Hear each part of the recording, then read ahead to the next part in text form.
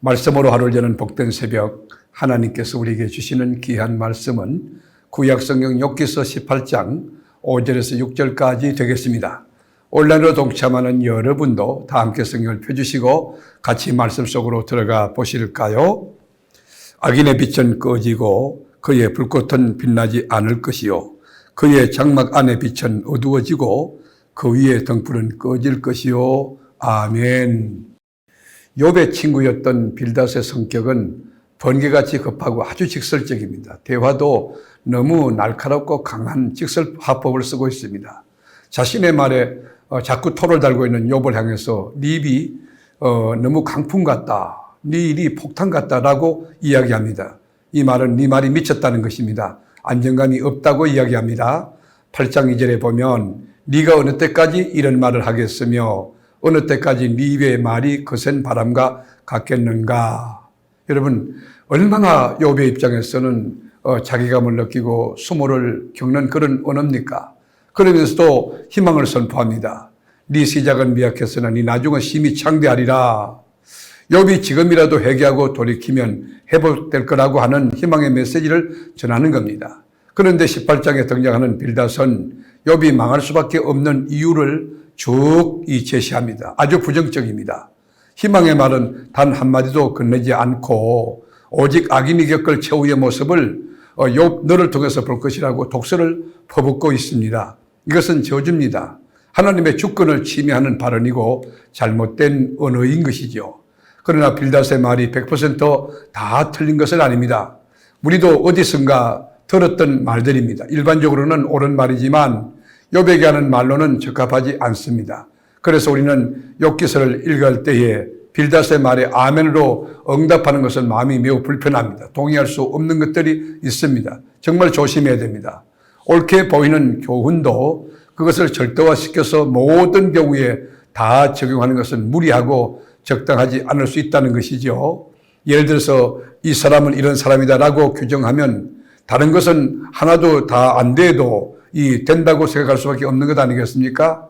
사실은 교회도 마찬가지고 어떤 단체도 이런 규칙이 없어도 성령 안에서 하나님의 말씀이 자연스럽게 은혜롭게 흘러가는, 그리고 말씀이 세워가는 교회가 건강한 교회고 건강한 공동체라고 이야기할 수 있습니다.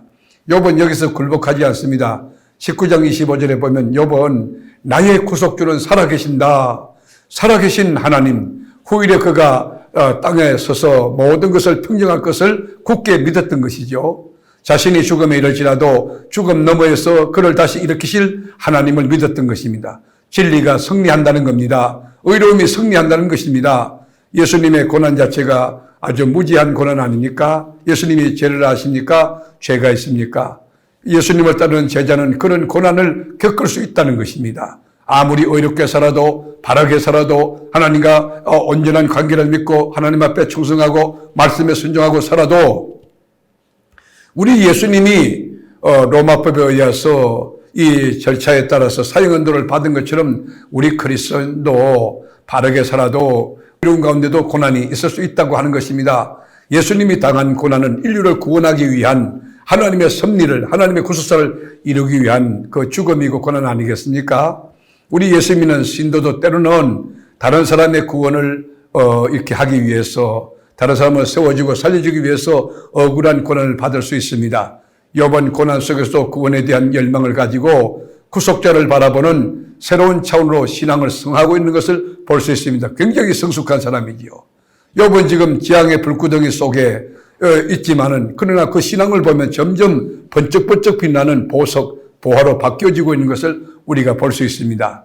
빌닷은 친구들에게 충고의 강도를 아주 높이라고 주문합니다. 이 욥은 보통 사람이 아니니까 더 강도를 높여서 아주 강하게 때리치라고 그렇게 주문하고 있는 거예요. 2절에도 보면 너희는 빌닷이 옆에 있는 친구들에게 하는 말입니다.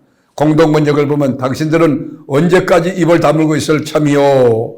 좀 잘 생각해서 말 좀 해줍시다라고 번역할 수가 있는 것입니다. 욥이 치고 나오면서 오히려 친구들이 쭈뼛대니까 빌닷이 욥을 확실하게 잡자고 합니다. 항복을 받아내자는 것입니다. 아주 KO 시키자는 것이죠.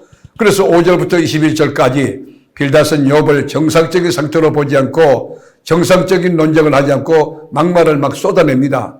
네가 죽지 않으려고 아무리 바닥거려도 너는 죽음의 공포에 빠질 것이라고 저주를 퍼붓습니다. 욥이 가지고 있는 그 어느 것 하나도 남아있지 않을 것이며 누구도 기억하지 않는 존재가 되어버릴까는 그런 이야기를 하는 것입니다. 욥을 멸절시킬 것이고 이 땅도 기억도 하지 않고 다 지워버리도록 할 것이라고 이야기합니다. 여러분 얼마나 욥이 가슴 아팠을까요? 얼마나 마음이 무너졌을까요? 참으로 불의한 자의 집이 이렇게 되리라고, 하나님을 알지 못하는 처소도 이렇게 되리라고 이야기하잖아요. 21절에 보면 참으로 불의한 자의 집이 이러하고 하나님을 알지 못하는 자의 처소도 이러하니라. 그러면서 24가지가 넘는 악인의 저주가 앞으로 욥 너에게 임할 것이라고 결론을 내리고 이제 끝을 냅니다. 빌닷은 악의 전문가였습니다. 저주의 대가였고 저주의 이 기계라고 볼 수 있습니다. 다른 사람의 죄의 결과까지 예측하는 그런 사람이었습니다. 그러나 쓰러져서 넘어져 있는 친구를 살려내고자 하는 마음은 조금도 없었습니다. 긍휼함과 자비심이 없는 것입니다. 그렇지만 욥은 하나님을 놓지 않았습니다. 사랑하는 교회 여러분, 우리가 인생을 살 때에 대도하는 어떤 사건, 또 논리적으로 맞지도 않고 신앙적으로 그렇지도 않고 상황적으로도 전혀 다른 애매한 고난을 받을 때, 억울한 누명을 쓸 때 여러분 욥과 같은 처지, 그런 상처, 그런 마음을 가질 수 있을 것입니다. 그러나 욥과 같이 하나님을 바라보고 하나님이 나의 보인이시다, 하나님이 나를 위로해 주실 것이다, 하나님이 반드시 승리케 하시고 나의 억울함을 풀어줄 거다, 그런 믿음을 가지고 여러분 인생을 산다고 하면 어떤 경우도 좌절하지 않고 낙심하지 않고 승리할 수 있을 것입니다. 오늘도 이제 주님과 함께 아름다운 동행을 시작할 텐데 어떤 상황, 어떤 경우를 당해도 믿음의 주 온전케 하시는 예수만을 바라보고 믿음의 승리, 영적인 전진, 그리고 용기 있는 진출, 어떤 장벽도 뚫고 나갈 수 있는 이 도전정신과 돌파력을 가진 하나님의 사람이 다 될 수 있기를 주의 이름으로 축복합니다. 기도하겠습니다. 사랑의 주님, 의롭게 살아도 때로는 애매한 누명을 쓰고 또 무고를 당하고 아무렇게 던지는 말들 때문에 상처 입을 수도 있습니다. 그렇지만 우리 시선을 주님께 두고 하나님께 기도하며 위기를 기회로 바꾸는 욥과 같은 참된 믿음을 갖게 하옵소서. 오늘도 살아가는 하루 동안 무슨 일을 만날지 우리는 알지 못하지만 주님이 우리와 동행하시고 우리의 연약함을 감당하시고 도와주셔서 주님의 이름의 승리가, 그리고 주의 이름 앞에 합당한 영광이 돌아갈 수 있게 하옵소서. 우리를 죄와 사망에서 건져내시고 환난과 어려움과 위기 가운데서 구출해 주실 넉넉하신 구원주, 그리고 만왕의 왕 예수님의 이름으로 기도를 드립니다. 아멘.